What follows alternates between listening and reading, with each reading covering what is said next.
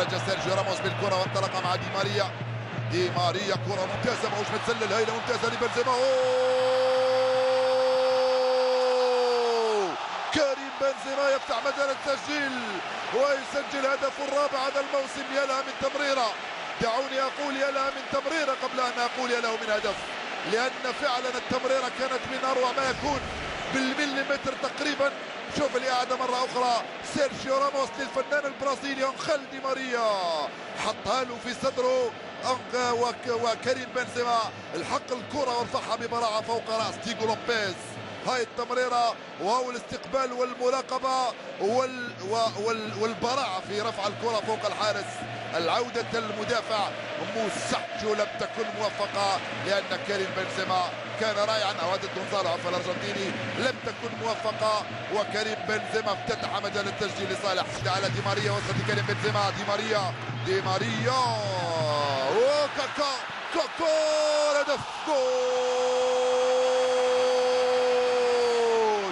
ريكاردو كاكا يسجل الهدف الثاني للريال ويؤكد الدخول القوي ويصنع المهم فريق ريال مدريد، لانه اتصور بانه مورينيو طلب منهم ان يفعلوا المستحيل من اجل التسجيل في الربع ساعه الاول، تسجيل هدف او هدفين ولم لا ثلاثه. لذلك لم يحرك ساكنا مورينيو. ريكاردو كاكا يسجل الهدف الثاني لصالح فريق ريال مدريد. دخول قوي وبدايه قويه بالنسبه للريال وبالنسبه لريكاردو كاكا وبالنسبه للثنائي الذي اقحمه اليوم مورينيو طبعا في مكان كل من مسعود اوزيل وكذلك إيغوين.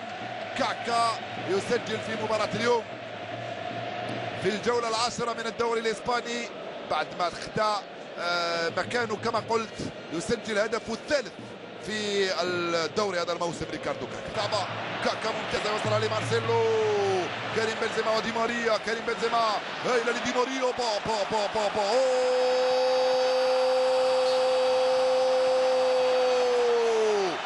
بنزيما يمرر ببراعة لدي ماريا. الهدف الثالث عند الدقيقة 30. الكل سجل إلا أنت يا رونالدو، رغم أن الجميع ينتظر الرقم 100 من أهداف رونالدو مع ريال مدريد. 3-0 بعد 30 دقيقة لعب. الآلة المدريدية تفعل ما تشاء. كم هو خطير ريال مدريد في الهجمات المعاكسة، سرعة ودقة وخفة وروعة وبراعة في التمرير وفي التسديد والتسجيل. أنخيل دي ماريا يسجل لريال مدريد الهدف الثالث في المباراة. يا لها من كرة ويا لها من انطلاقة ويا له من هدف في منتهى الروعة من دي ماريا. يسجل هدفه الأول هذا الموسم مع فريق ريال مدريد في 7 مباريات، وأي هدف ببراعة في وضعية رائعة جدا. طبعا كان سجل في دوري أبطال أوروبا. اللقطة برت بين 4 أرجل، الانطلاقة كانت من كاكا وصلت لدي ماريا. 3-0 للريال أمام فياريال. يدرك مورينيو